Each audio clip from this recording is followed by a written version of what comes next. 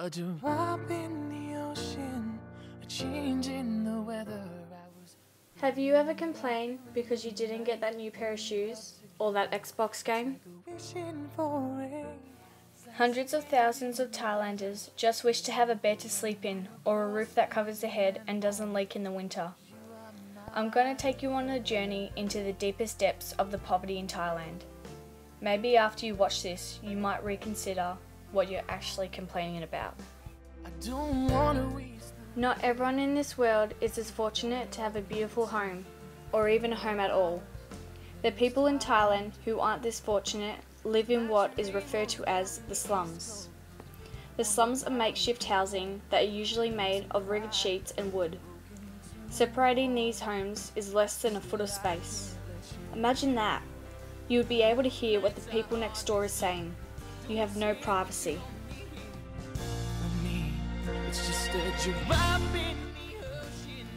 Rent's not cheap either. For a place with half a roof, no hot water, no bathroom, and very minimal space, would usually go for around 350 to 400 baht. That's around $13.87, and this is every week. That might not seem like a lot, but with these people only getting minimal wage, it seems like the whole amount of their paycheck. People have little furniture, and what they do own is very poor quality. Some houses share a bathroom with the whole neighbourhood, but they don't have crystal tiles or seat warming toilets. No, they have holes in the ground, no sinks, no showers, and the location is usually out the back in a timber shed, if you're lucky. Surrounding the slums are rivers of sewage made from the other surrounding areas of Thailand. The older children wear dirty, ripped, Western-style clothes, while the infants and younger siblings run around bare. The slums are drafty, smelly places, but thousands are so grateful to call them home. One of the largest slums in the world is in Thailand and is called Kloing Toi Slum. This is home to around 100,000 people. All these people living in only a couple of square kilometres. Could you imagine? If you find it hard living with your family, well, you should feel very lucky. It was established in 1978, which makes it the oldest slum in Bangkok. Other than giving people a roof, this small community give opportunities for jobs and education. Each day, the residents sell goods to each other, like baked sweets, food, including fish, rice, fruit, vegetables, and any other necessities with big smiles and warm hearts.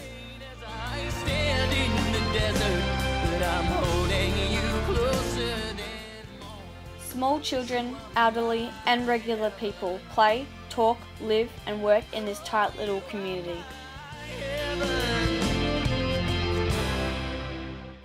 We Australians are so fortunate to have the kind of jobs that we do. Thailanders work for up to 13 hours per day, working 6 to 7 days a week. They work in the most toughest weather conditions, doing hard labour just to make around 480,076 baht. That's equivalent to $6 a day. This has to pay for rent, food for the whole family, and then what little is left would either be saved or spent on necessities.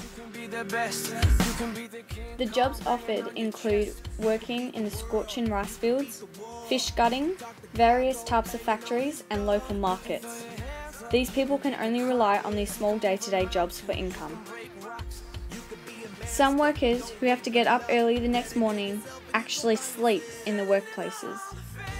Even with the damp smell of fish or the freezing cold nights, these people stay so they can support their family. Here you can see the identity taken from these people. Hundreds of thousands of chickens get hung, slaughtered, and then stripped of their feathers just so we are satisfied. But also think about the workers. They work tirelessly just so we can get cheap chicken. Is this the only way to get produce, to sacrifice human lives? These jobs are extremely unhygienic, are only made up of physical labour, and would be your living nightmare. An important part of Thai culture is the katuis. A katui is when a man dresses like a girl. There is almost one in every family. Well, Thai family. The population of katuis in Thailand is approximately 5,000. They can be found in urban areas, rural villages, cabarets, and restaurants. Not all, but a good 1,000 katuis work in the sex industry, mostly prostituting for money to support their families. Outsiders call them ladyboys or trannies. It's not the most favoured job, but it gives a lot of money and pays the bills.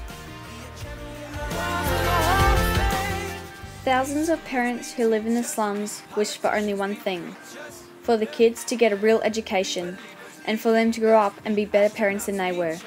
But the awful truth is that 1 out of 150 kids from the slums will do so.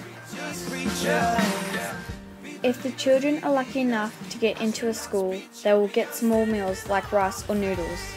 This also takes off some stress from the parents.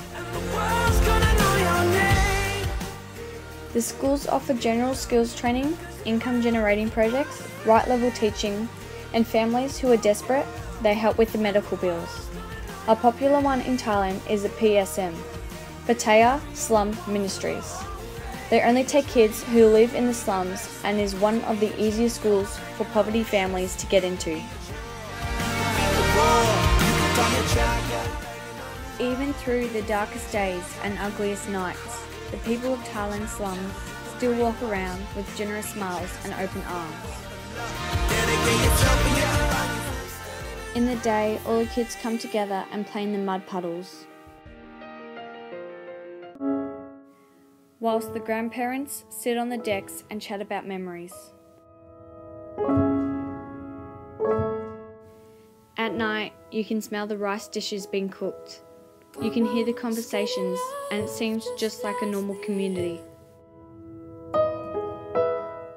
So just remember, when you want to complain about something, remember how fortunate you really are and where you could be if you were not as lucky.